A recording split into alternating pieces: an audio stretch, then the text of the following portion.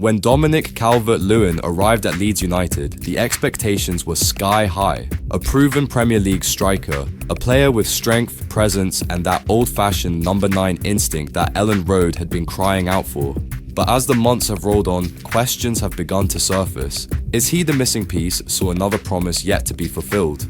Before we get into it, make sure you hit subscribe, because this is one story that every Leeds fan will want to see through to the end.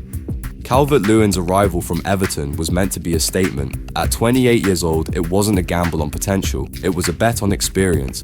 After years of highs and heartbreak at Goodison Park, Leeds offered him a reset, a club built on fight, noise, and energy, a place where he could rediscover himself. And in flashes, that's exactly what's happened. Look past the headlines and you'll see a player who's quietly doing the dirty work, the things that don't always make the highlight reel, the hold-up play, the pressing, the selfless runs that drag defenders away so others can strike. In modern football, strikers are judged by goals alone, but Calvert-Lewin's numbers tell a more complex story.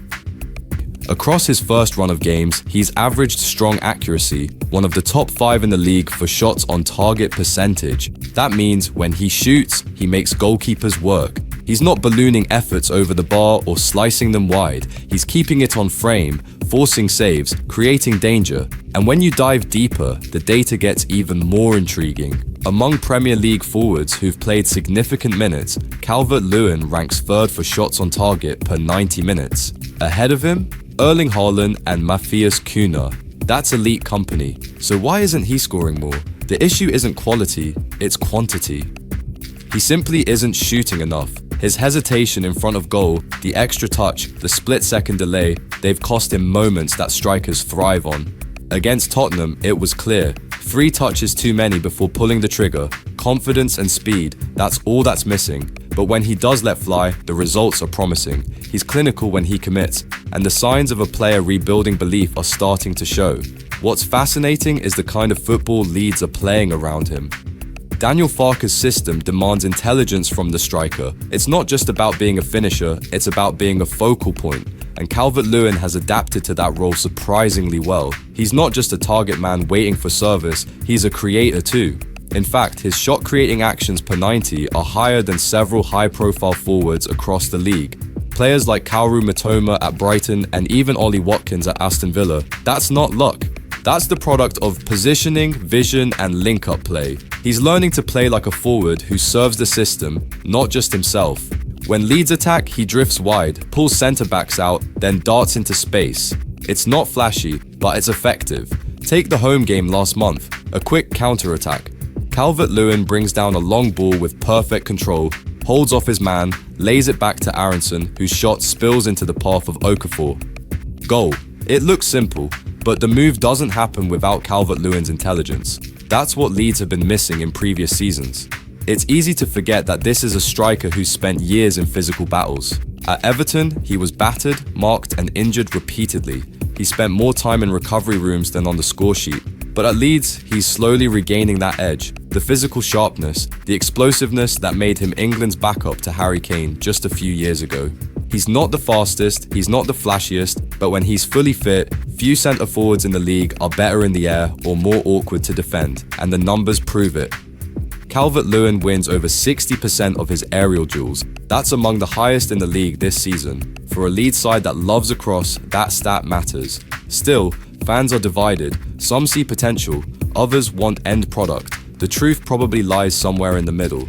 Calvert-Lewin's first season has been more about rebuilding than exploding. It's been about rediscovering rhythm after years of inconsistency and injury. And if the signs continue, that patience might just pay off. There's also the chemistry with the players around him. When he links with Willy Gnonto, the pace stretches defenses. When he combines with Somerville or Aronson, the triangles flow smoother. Each game he's integrating more naturally. And yet, the criticism lingers. Not enough goals. Too hesitant. Doesn't shoot enough. It's the classic cycle. Fans wanting instant returns from a striker still finding his feet. But here's the bigger picture. When you compare his underlying metrics to his Everton seasons, Calvert-Lewin's shot accuracy is up. His touches inside the box are up. His pressing numbers are higher. He's doing more work, and more useful work, than he was before. The goals will come if he keeps this trajectory. It's not about being a 20-goal striker overnight. It's about becoming a consistent, reliable presence up top, the kind Leeds can finally build around, because that's what Elland Road has been missing. A forward who holds the ball, connects the play, and makes others better. Bamford had flashes of it, Pirlo has moments, but Calvert-Lewin brings something more physical, more grounded, more Premier League tested, and there's one thing that can't be ignored: the attitude. He's been written off, doubted, and mocked for his fashion choices, his injuries, his inconsistency.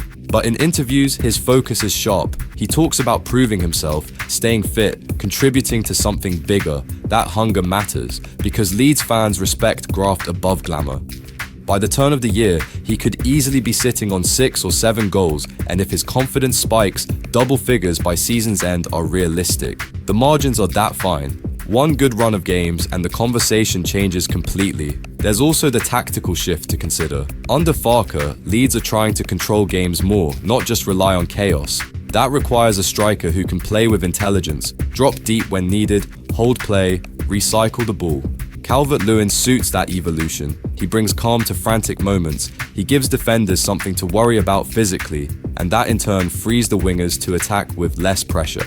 The fans might not fully see it yet, but inside the club, there's belief that he's on the right path. Teammates have praised his professionalism, his training intensity, his willingness to push through pain. That matters more than stats on a spreadsheet. So, how has his first season at Leeds United gone so far? Steady, promising, frustrating at times, but quietly encouraging. He hasn't set the league on fire yet, but he's lighting the kindling. And when it catches, Leeds could finally have the reliable number 9 they've been searching for. Every rebuild needs a foundation, and Calvert-Lewin might just be the one holding this attack together while the rest takes shape. If he can stay fit, keep believing, and start trusting that instinct again, there's no reason why his story at Leeds can't turn into something special. After years of false dawns, this could be the rebirth of a player, and maybe, just maybe, the rebirth of Leeds United's attack too. Make sure you subscribe for more Leeds United stories, breakdowns, and behind-the-scenes insights, because if Calvert-Lewin keeps progressing the way he is, this season's story might be only just beginning.